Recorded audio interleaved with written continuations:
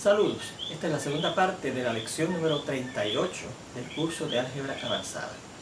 En las últimas lecciones hemos trabajado con un teorema que se titula la regla de signos de Descartes.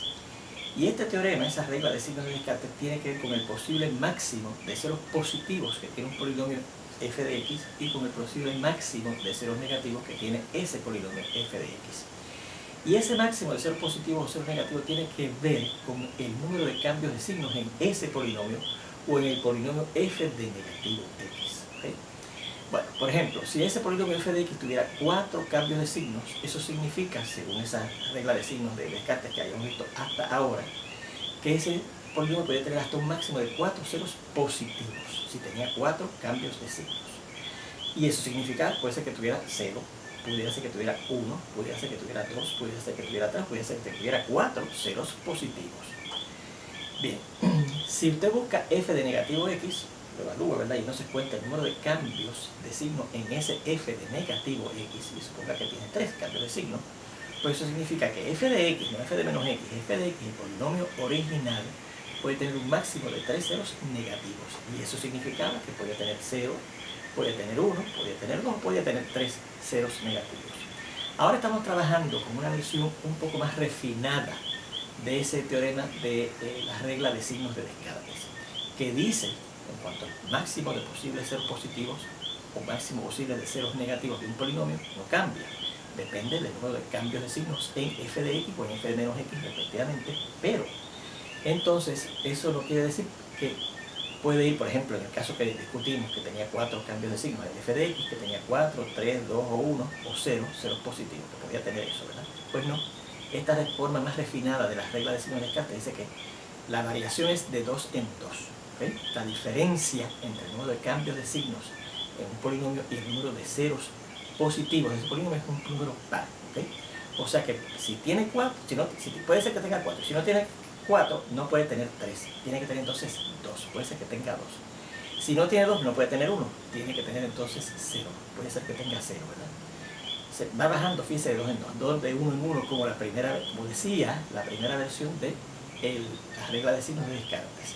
En ese caso, que vimos imaginaria, ¿verdad? Lo discutimos más bien oralmente, en donde f de negativo x tenía 3 cambios de signos, y digamos, puede ser que tenga 0, 1, 2, 3, ceros negativos, ¿verdad? Pues no. Esta forma más refinada de la regla de signos de Descartes dice que puede ser que tenga 3 como máximo de ceros negativos, pero no puede tener entonces 2, tiene que tener la diferencia de 2, ¿verdad? Puede ser que tenga 1, y si no tiene 1 puede tener entonces 0. Lo otro puede ser que tendría que tener negativo 1, 0 negativo, eso no es posible, ¿verdad? Así que en ese caso, ese polinomio puede ser que tenga 3, y si no tiene 3, tiene que tener un 0 negativo, ¿okay? Bueno, pues estamos demostrando lo que dice el teorema para el caso de los posibles ceros positivos de un polinomio según la regla de signos de Descartes, esta versión más refinada. Y estábamos considerando un polinomio f de x y estábamos suponiendo que tiene estos ceros positivos. R sub 1, R sub 2, R sub 3 hasta llegar a R sub k. Y vamos a suponer que tiene estos ceros negativos, negativo S sub 1, negativo S sub 2, negativo S sub 3, hasta llegar a negativo S sub h, donde fíjense que el número de ceros positivos y el número de ceros negativos que tiene ese polinomio f de x no tienen que ser igual, ¿verdad? Que tiene k ceros positivos, tiene h ceros negativos. Entonces, un lema anterior a un lema que se da antes de ese teorema que estamos aquí probando, ¿verdad? Ahora, dice que cualquier polinomio se puede escribir como un producto de factores lineales que resultan de ser x menos los ceros positivos y x menos los ceros negativos de ese polinomio, más unos factores que son unos trinomios cuadráticos irreducibles sobre los reales. Claro, si es que el polinomio, como dice el teorema que estamos probando, el original tiene coeficientes reales. Por unos trinomios cuadráticos irreducibles sobre los reales, o sea que no tiene soluciones reales, ¿okay? No tiene ceros reales, y por eso se dejan escritos como cuadráticos, unos polinomios cuadráticos, unos trinomios cuadráticos, ¿verdad? Pues si tiene esas j parejas de ceros no reales, que recuerden que se han conjugado entre el otro, ¿verdad? Para que los coeficientes de f de x efectivamente, como dice el teorema, sean reales, y que son los ceros de los trinomios cuadráticos irreducibles, que son factores de f de x según ese teorema que lo damos como un lema anterior. Y si da la casualidad que el número 0 para ese polinomio de f de x también es un 0, que tiene multiplicidad G, entonces, por el teorema de factorización que hemos estudiado, ese polinomio con que estamos trabajando y para el cual estamos probando esta parte de ese teorema, va a ser a sub n, donde recuerde que a sub n es el coeficiente numérico del término con la variable del polinomio, que en este caso estamos suponiendo que será x a la potencia más alta, ¿verdad? Por x menos, digamos, todos los ceros positivos, recuerde que son L sub 1, L sub 2, L sub 3, L sub k, L sub 1, L sub 2, L sub 3, L sub k, x menos los ceros negativos, que son S sub 1, S sub 2, S sub 3, para llegar a S sub h, fíjense que aquí se convierte en positivo, que al esos negativos se convierten en más, ¿verdad? Y entonces por estos polinomios, esos trinomios cuadráticos de que hemos hablado, ¿verdad? Y fíjense que son j de ellos, porque estamos suponiendo que el polinomio f de x tiene j parejas de ceros no reales, ¿verdad? Que dan la casualidad que son los ceros de cada uno de esos j, ¿verdad? El polinomio, el primer trinomio cuadrático, el segundo trinomio cuadrático, el tercer trinomio cuadrático, hasta llegar por el trinomio cuadrático número j, porque estoy suponiendo que tiene j parejas de ceros no reales, que son conjugados uno de nosotros por un teorema que vimos antes, por x menos 0, que es el otro 0 que estoy suponiendo que lo es, a la g, porque estoy suponiendo que ese es un 0 de multiplicidad g, ¿se acuerdan? Y menos 0, que es x, a la g. Va a ser que se factorizaría ese polinomio f chiquito de x que estamos usando para demostrar la primera parte de ese teorema que repetimos con una versión refinada de las reglas de signos de Descartes. Bueno, pues entonces fíjense, si llamo f mayúscula de x, f grande de x al producto de estos factores que están aquí en f chiquita de x menos l sub 1, x menos l sub 2, x menos l sub 3, llegar a x menos l sub k, que fíjense que son los factores que se generan haciendo uso de los ceros positivos que tiene ese polinomio, ¿verdad? Pues entonces, por un lema, previo al lema al que hemos hecho referencia aquí, que dice que un polinomio f de x tiene factores, unos factores lineales y unos factores cuadráticos no factorizables, o sea, irreducibles sobre los reales, pues un lema que está antes de ese dice que el polinomio así, que se escribe de esa manera, ¿verdad? Donde estos números r son positivos, y son ceros positivos, ¿verdad? Ese polinomio f chiquita de x y claro también de f grande de x, va a resultar en un polinomio que tiene signos alternantes. O sea, el primer término va a ser positivo, porque fíjense que sería el producto de esas x, ¿verdad? Está positivo x a lo que sea, ¿verdad? X a la k. El segundo término sale negativo, porque es alternante, ¿verdad? Los signos son alternantes. El tercer término vuelve a ser positivo, el cuarto término vuelve a ser negativo, el quinto término vuelve a ser positivo, etc. La cuestión que es que en ese mismo teorema, en la demostración de ese lema, al que estamos haciendo referencia aquí, ese polinomio f grande de x, cuyo polinomio tiene signos alternantes, va a tener el primero y el último término positivos si k, si el número de ceros positivos que tiene es par. Y va a tener signos opuestos, el primer término de ese polinomio y el último tiene signos opuestos, el primero va a ser positivo y el último va a ser negativo, si el número de ceros positivos que tiene es impar. ¿Ok? Bueno, pues si entonces ahora yo llamo g grande de x al producto del resto de los factores en f grande de x, excepto por este coeficiente numérico de sub n, o sea, si g grande de x es el producto de todos estos demás factores que aparecen aquí, los x más s sub 1, x más s sub 2, etc., hasta estos polinomios que son trinomios cuadráticos, ¿verdad? Irreducibles, x cuadrado más p sub 1, p sub 2 o p sub 3, lo que sea, p por x más q sub 1, q sub 2, q sub 3, etc., lo que sea, y por x a la y, ¿verdad?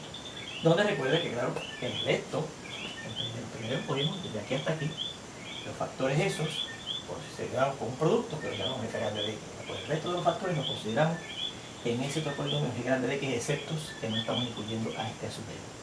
Bueno, pues por un teorema que ustedes van a probar como parte de los problemas de práctica correspondientes a esta sección de las reglas de signos de Descartes en estos apuntes de este tema de la teoría de ecuaciones, ese polinomio g grande de x que tenemos aquí va a tener su último y su primero y su último término, los dos positivos. Porque fíjense que si es el producto de todos estos factores, ¿verdad? Pues sería el producto de esta x por esta x por esta x, etcétera, hasta llegar a esta x y esta x, ¿verdad? Que es la x a lo que sea, positivo, ¿verdad? Y el último término, el producto de las constantes, esta que es positivo, porque yo restar ese negativo, esto me sale positivo, por este positivo, por este positivo. Entonces, por estos números, q sub 1, q sub 2, q sub 3, etcétera, hasta q sub k, q sub j, perdón, que también van a ser positivos. ¿Sabe por qué? Porque si estos polinomios son irreducibles sobre los reales, quiere decir que sus ceros son complejos. Y para que sean complejos, entonces estos términos terceros, Q sub 1, Q sub 2 hasta Q sub j, van a ser positivos, ¿verdad? Así que al multiplicar todos esos números positivos, el último término, al igual que el primero de estas x, de los términos de ese polinomio g grande de x, va a ser también positivo, ¿verdad? Y eso es lo que estamos diciendo aquí. Entonces, por un tema que verán en los problemas de práctica, el primer y último término de ¿verdad? En ese polinomio g grande de x, serán positivos los dos, el primero y el último término. Así que, por lo tanto, f chiquita de x, que recuerden que se refactorizaba así, pero que ahora con esta discusión que hemos hecho aquí se puede escribir de esta manera. Otra vez el a sub n, porque fíjense que el a sub n no está incluido ni en el f grande de x ni en el g grande de x, ¿verdad?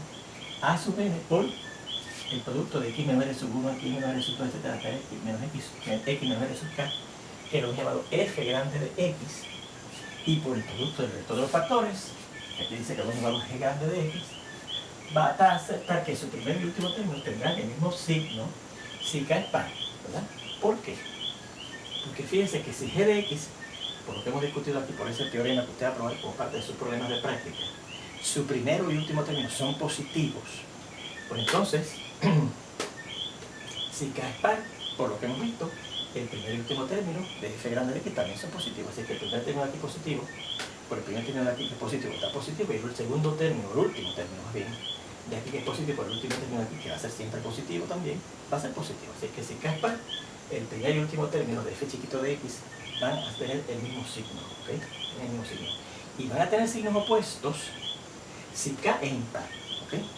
Porque recuerden que si es par o impar, el primer y último término de esto va a ser siempre positivo, ¿verdad? Pero aquí, el primer término es positivo, pero entonces el último término va a ser negativo si k es impar, por lo que dijimos aquí, ¿verdad?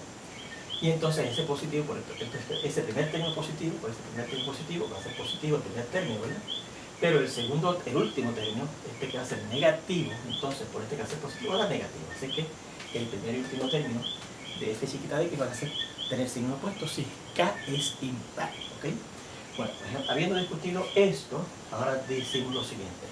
Por otro teorema que también van a demostrar ustedes como parte de los problemas de práctica que aparecen en esta sección sobre la regla de signos de Descartes, en este apunte del tema de las teorías de ecuaciones, hay un teorema que dice lo siguiente, que si el número de cambios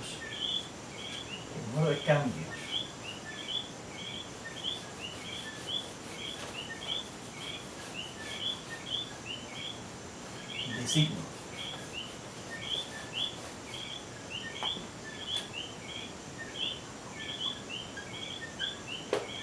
de un polinomio, si el número de cambios de signos de un polinomio es par, entonces el primero y último términos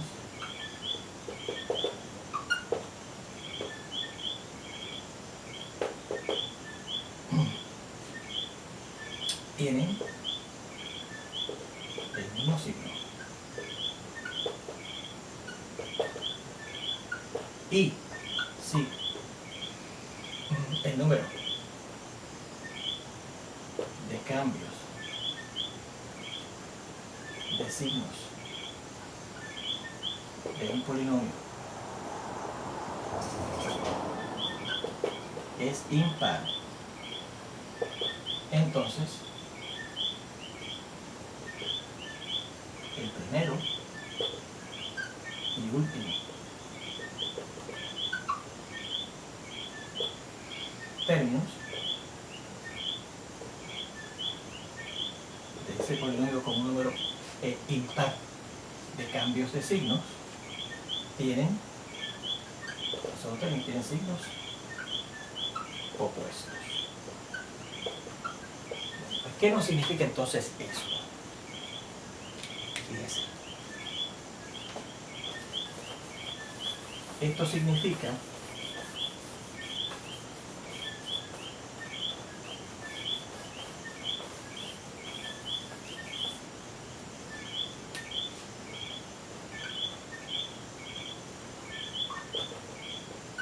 que si el número de cambios de signo de ese polinomio f chiquito de x que estamos discutiendo, ¿verdad? que llamaremos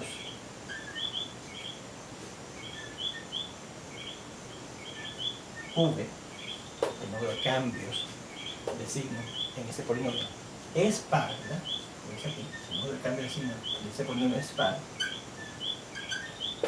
Entonces, ¿qué significa eso? Mira, por aquí decía que si el número de cambios de signos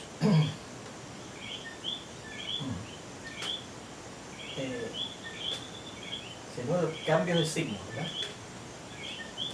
Entonces, si es par, ¿verdad? Si es par, vamos a decir por aquí, si el número de cambios de signos es par, entonces el primer y último término tienen el mismo signo, pero si tienen el mismo signo, ¿qué significa? Que K, el número de ceros positivos que tiene ese polinomio, va a ser par. Entonces, el número K de ceros positivos de f de x es par. Pero, si el número de cambios de signo, que recuerde que lo he llamado V, de que ese polinomio f de x es impar, es la otra posibilidad que sea impar, ¿verdad? Que sea impar. Pues mire, si el número de cambios de signos de ese polinomio es impar, entonces el primer y último término tienen signos opuestos, pero si el primer y último término tienen signos opuestos, entonces K, el número de ceros positivos de ese polinomio f chiquito de x, va a ser impar. Entonces, K, el número de ceros positivos de f de x, va a ser impar.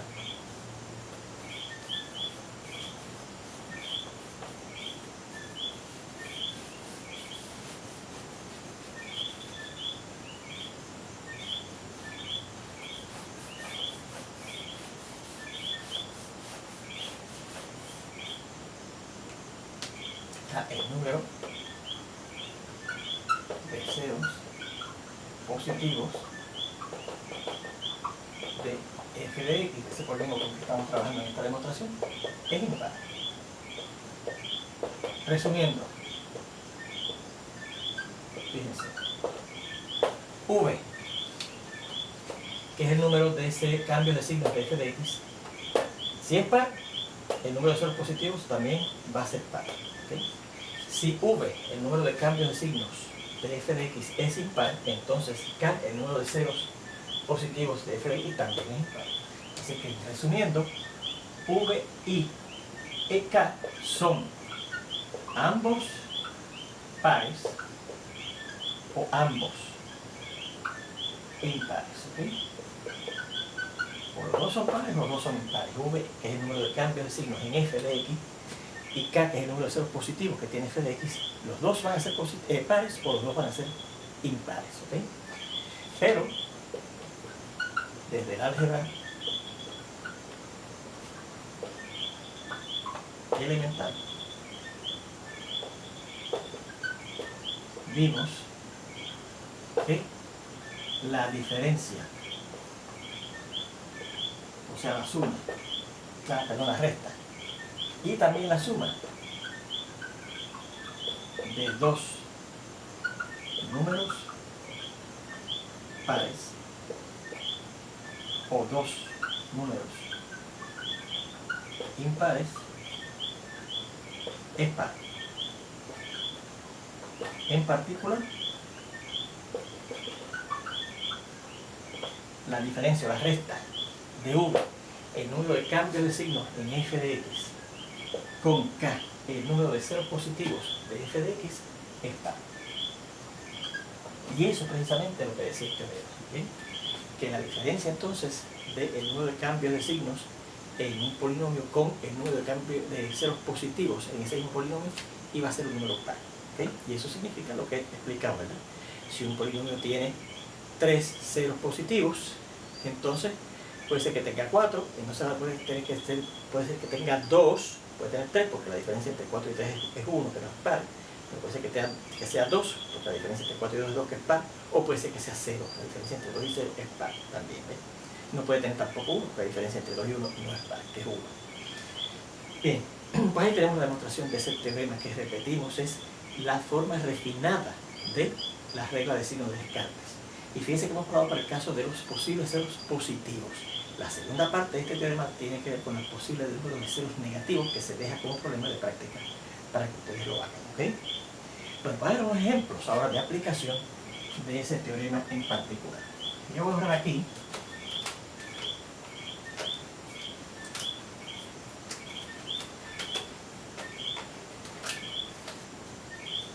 Y nos va a pedir este problema, estos ejemplos, lo mismo que nos pedían los anteriores. El posible número de ceros positivos hasta el máximo de ellos y el posible número de ceros negativos hasta el máximo de ellos para ciertos polinomios. Pero ahora, aplicando esta versión refinada de la regla de signos de Descartes. ¿Okay?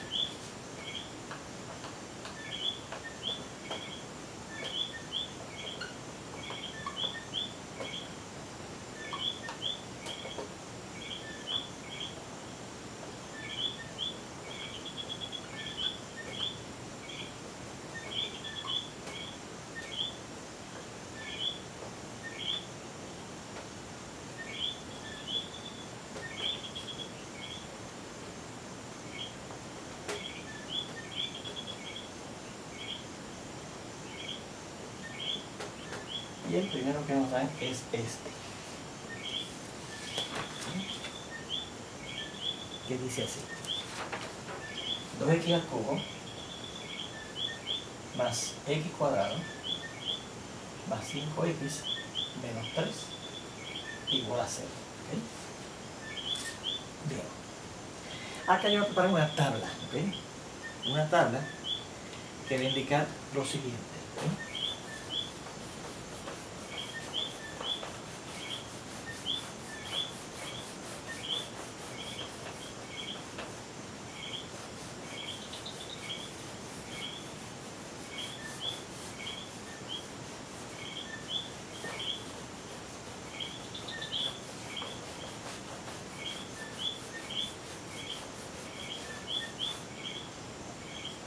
Los posibles ceros positivos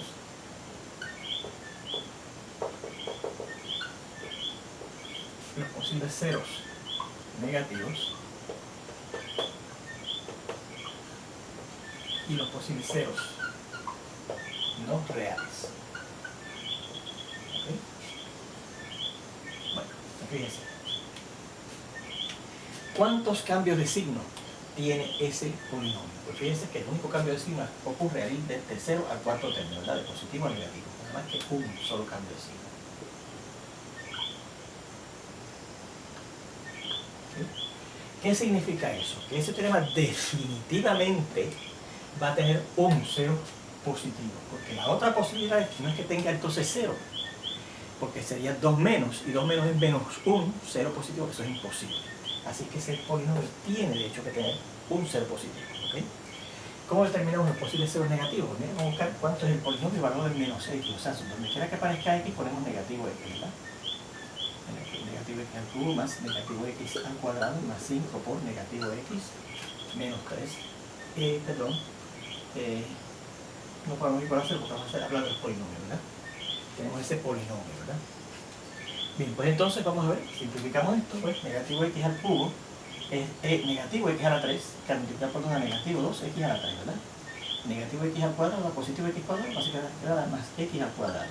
5 por negativo x es negativo 5x y menos 3, ¿verdad?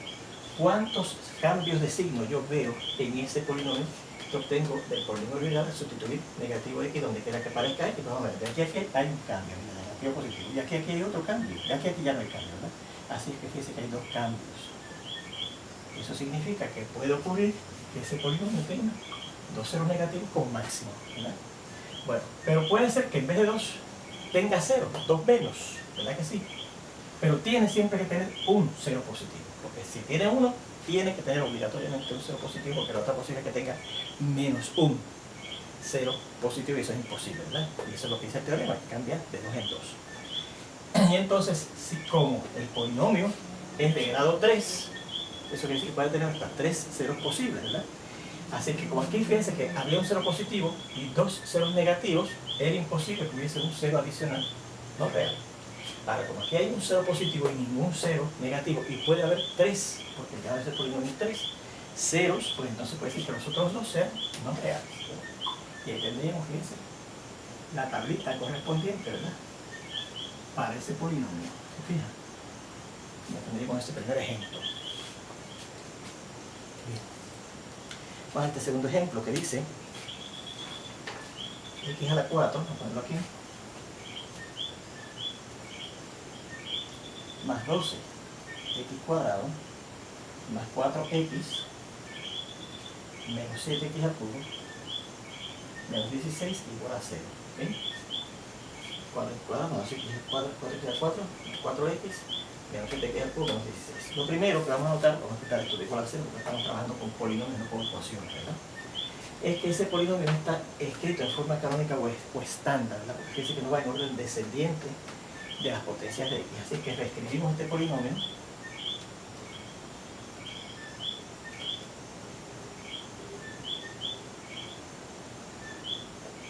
en forma